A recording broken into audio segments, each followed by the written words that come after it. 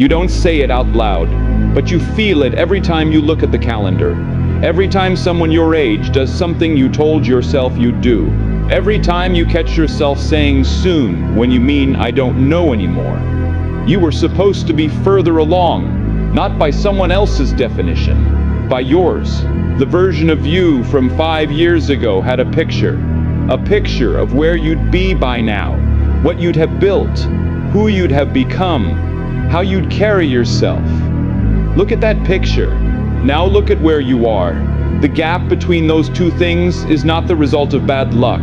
It is the result of 100 quiet decisions that you made in favor of the wrong thing. I'm not here to comfort you about that. I'm here to make sure you stop explaining it. Here's what explaining looks like. It was a hard season. I had things to deal with. The timing wasn't right. I'm still building the foundation. These aren't lies. Some of them are partially true. But partial truths become full excuses when you use them long enough, and you've been using them long enough. The hard season ended. The things you dealt with passed. The timing never became right because you never made it right. And the foundation has been under construction for so long that you've forgotten what you were supposed to build on top of it. That's the uncomfortable truth sitting underneath everything. You're not behind because life was difficult. You're behind because difficulty became your reason instead of your material. Let me be specific about how this happened. There was a point, probably more than once, where the path forward was clear. Not easy, but clear. You could see what was required. You could see the version of yourself that would emerge if you did what was required, and you chose not to. Not dramatically. You just delayed. You said, not yet. You found something more comfortable to do instead, and the moment passed. Then another moment came, and you did the same thing. Then another. And the pattern wasn't dramatic enough to shock you. It was subtle enough to explain, so you explained it every single time, and 5 years became the explanation. Here's what I want you to sit with. The version of you from 5 years ago was afraid of the same things you're afraid of now, carried the same doubts, built the same resistance. The difference is that version still believed the window was open. He still felt the urgency.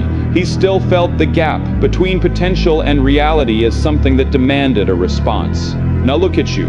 You feel the gap, but it no longer demands a response. It just sits there, familiar, heavy, accepted.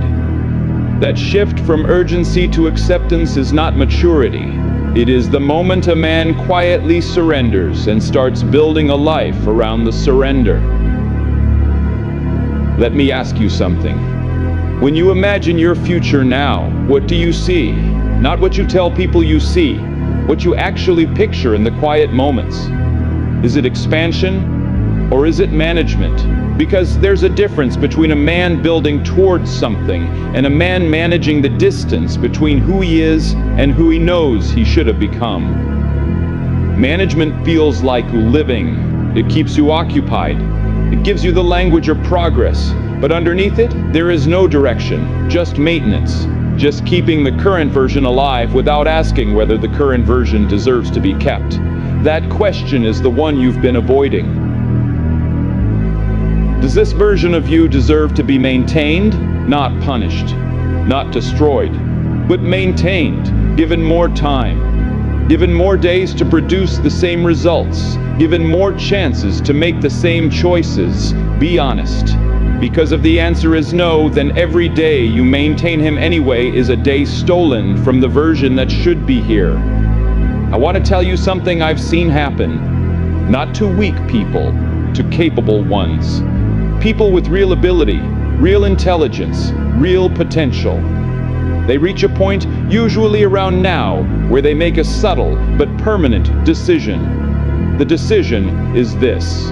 I will stop measuring myself against who I could be and start measuring myself against who I was, because who I was is beatable. Who I could be is terrifying, and terrifying things get avoided. So they shrink the competition. They start comparing themselves to their lowest points instead of their highest potential. They say, look how far I've come, when the honest statement is, look how far I haven't gone. And they call that growth. You've been doing this. The evidence is in how you talk about yourself. You lead with survival, what you got through, what you handled, what didn't break you. Those things are real. They matter. But survival is not the destination, it is the minimum. And somewhere along the way, you started treating the minimum as the achievement. You stopped asking what's next and started asking, how do I hold what I have? And holding is not building. Holding is the beginning of shrinking. Here's what the version of you from 5 years ago believed that you no longer believe. He believed that effort compounded, that what he built this year would be the foundation for next year, that the discipline he practiced today would make him harder to stop tomorrow. He believed the gap between potential and reality was closable. Not comfortable, but closable. Do you still believe that? Because if you don't, that's not wisdom. That's erosion. Something wore that belief down. And what wore it down wasn't life. It was repeated decisions to not close the gap. Every time you chose not to, you taught yourself something. You taught yourself that the gap is permanent, and permanent gaps don't get attacked. They get accepted, then they get explained. Then they become identity. Let me name the thing you carry, but don't say. It is not regret, exactly. Regret implies looking backward at a specific decision.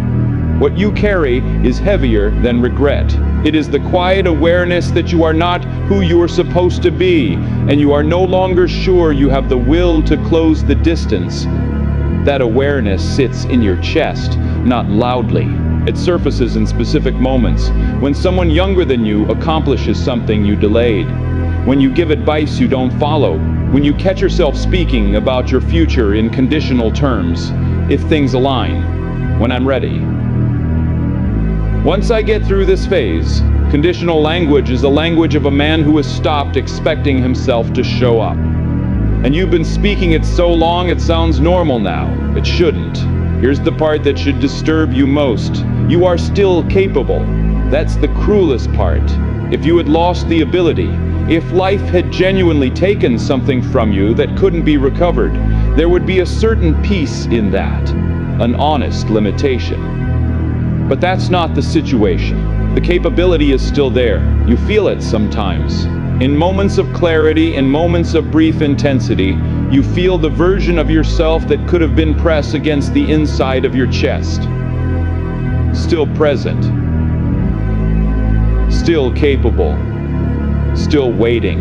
And then the moment passes and you go back to management, and that version watches. That version has been watching for years, not with judgment, with patience, waiting for you to stop explaining and start arriving. The people who fall furthest behind themselves are rarely the ones who lack ability. They're the ones who have exactly enough self-awareness to know they're falling behind, but not enough honesty to stop the fall. You know.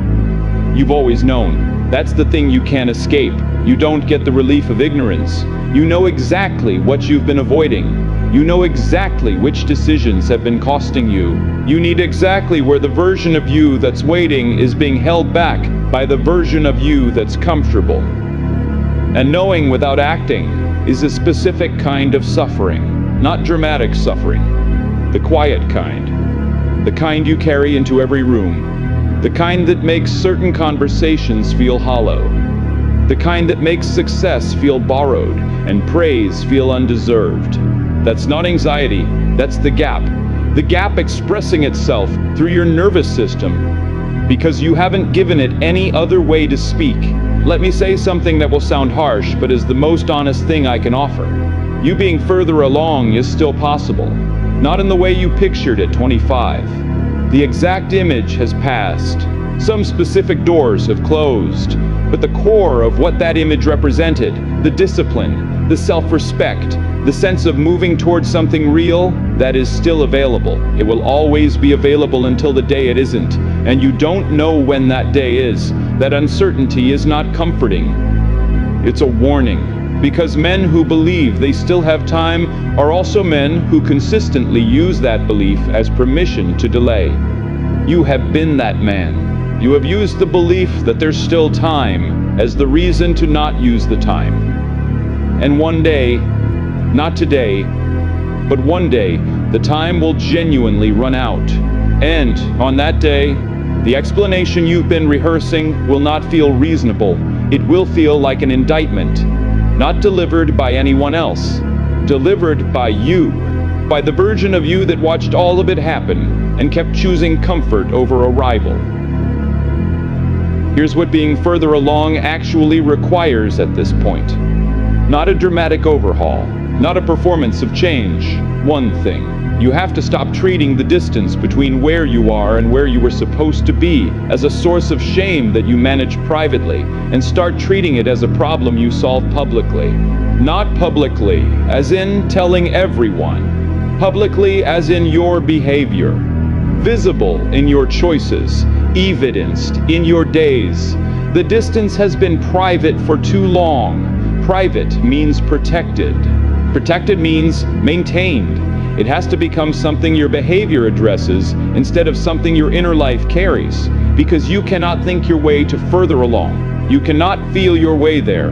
You cannot understand your way there. You can only act your way there, consistently, without applause, without guarantee, without certainty that it will look the way you pictured. Just forward. Just the next thing that the version you were supposed to become would have done. One thing. Then the next. Until the gap between who you are and who you are supposed to be starts closing instead of widening. Not closed. Closing. Closing is enough. Closing is the direction. And direction is everything when you've been stationary.